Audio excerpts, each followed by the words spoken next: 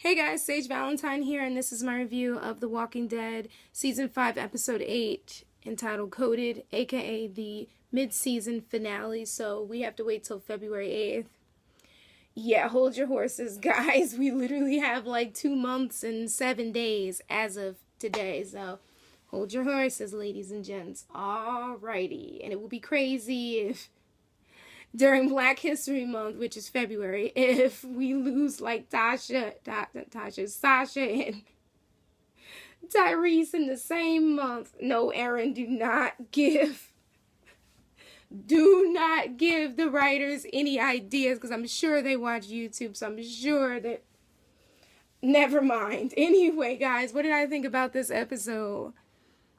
I mean, it was a decent mid-season finale. Did it stand up to the whole prison explosion mid-season finale of last year?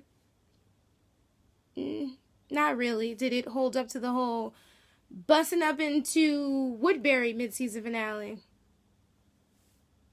Did it hold up to the whole ending after the CDC imploded, or Jackie and Jenner died, or the whole Sophia is a zombie thing? No.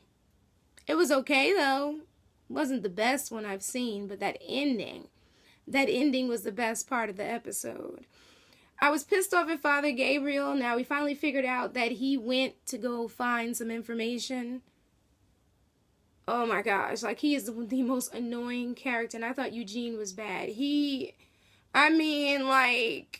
don't care how much evidence you find out, like, that group, the hunters had to die. They had to go. End of story. Just let it go. But because he had that hole in the floor at the church, at least that was like this whole catalyst to get Carl and Michonne the hell out of, with baby Judy, the hell out of that church.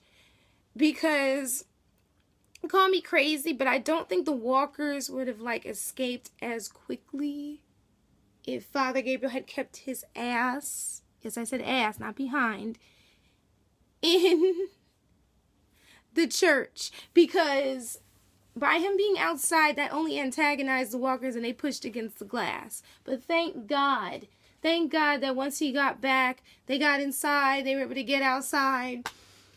Because how he made it, I don't know. But when he fell, I was like, walkers, just eat him. Because he's just annoying. Just eat him. They didn't, unfortunately. But Abraham and company came back in the nick of time, and I was super happy about that. But I'm pissed off at Eugene, because if it wasn't for Eugene, then Maggie could have seen her sister before her sister died. So not only does Maggie have to live with her father dying, which was probably, I don't know, maybe the week before, then Bob just died. Now they have to lose Beth, who was like one of the original members of the group, one of the linchpins in the group. I know a lot of people don't feel like she was important to the group, but I mean, she sang and she brought up the morale a little bit. So, because of Eugene's stupidity, they had to deal with that. And then Abraham's whole, like, stupor he was in for a couple hours, when Abraham should have listened to Maggie and Glenn and I think Tara, who all said we could go back. Eugene was like, let's just stay. And he wouldn't do it. Following that idea, I'll get to that in the review.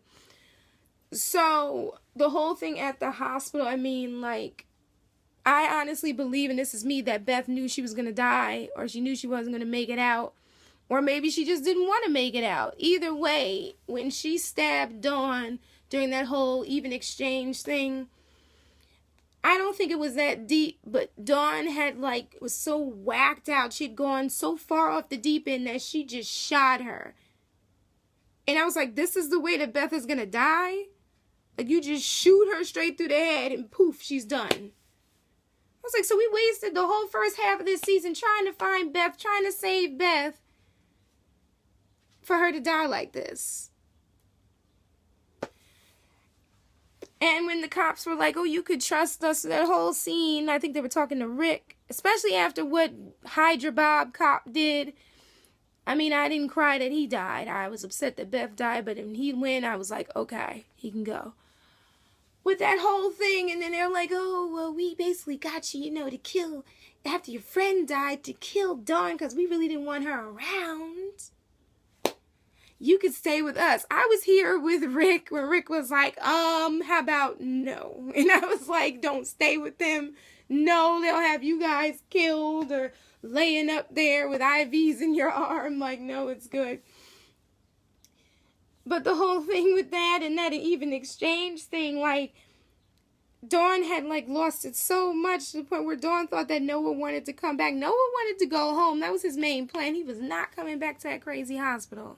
Not at all. Once he was out, that boy was out. You saw his face the episode before last when they're like, we got to go back. And he's just like, why do I have to go back with you? Like, I had to live with that. I don't want to go back. But the one thing that really, really shocked me about this episode was how Tyrese admitted, like, listen, I should have killed Martin. I didn't kill Martin. I'm like, if you had killed Martin, Martin never would have made it back with Gareth and the other Terminites / hunters, which basically they were hunters. And then that whole situation with the church never would have happened. See, there's all these shoulda, coulda, wouldas during this season that are just getting me. Like, like if you had killed him, none of this Bob would still be alive. He would have gone outside. Maybe he would have been bitten, but then maybe he wouldn't have been bitten. Like, see, this is me getting so emotional over this episode. And another thing that got me was when we found out that Dawn was the person that killed Hansen. So Hansen started acting all whacked out. According to Dawn, she had to kill him, or maybe Dawn wanted, to be the ace spoon coon in this and be the head dog in this and just took him out and let everybody, like, see Hansen as going crazy and just went along with it. I mean, I don't know. That part when Beth died, because I know I'm jumping around, but that part when Beth died, like, just to see her dead like that, and then just to see everybody crying, but especially Daryl.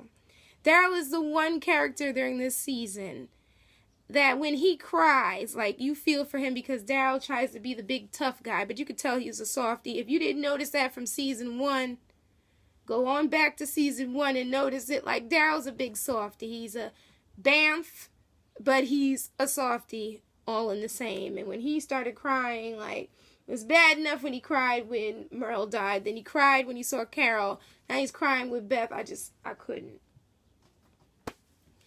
What is my quick prediction for season 5 be? Animosity towards Eugene for that garbage mission that he had everybody on. Father Gabriel doing something else very stupid to get the group in some stupid situation. The group is going to go and try to find where Noah came from so they can be in safety. And the final thing is that they're going to meet another foe. I'm not going to go so far as to say it's Negan, because we're not at the Negan point yet. Although Robert Kirkman did say by the end of 5 or at least 6, possibly 7, we're not there yet, but they're going to meet something else crazy. And I do believe that Morgan's coming back. Yeah, they're going to somehow cross paths with Morgan very, very soon. So anyway, guys, thank you so much for tuning into this review. Sage Valentine here, and I'm going to get those other 2 reviews done this week and finish up Walking Dead and probably catch up right to the time when the season or the series comes back and it airs in February. So until next time, you all take care. Check me out, Twitter and Google+, Sage Valentine. Don't forget to rate this video, comment, and subscribe to my brand of crazy. Let me know what you thought of this mid-season finale. And also, you all take care and enjoy the rest of your week. And Christmas is coming soon. Don't go too crazy with all the sales, because the Black Friday sales were stupid. But the sales coming up soon are going to be pretty awesome. Guys, take care. Bye, guys. Bye.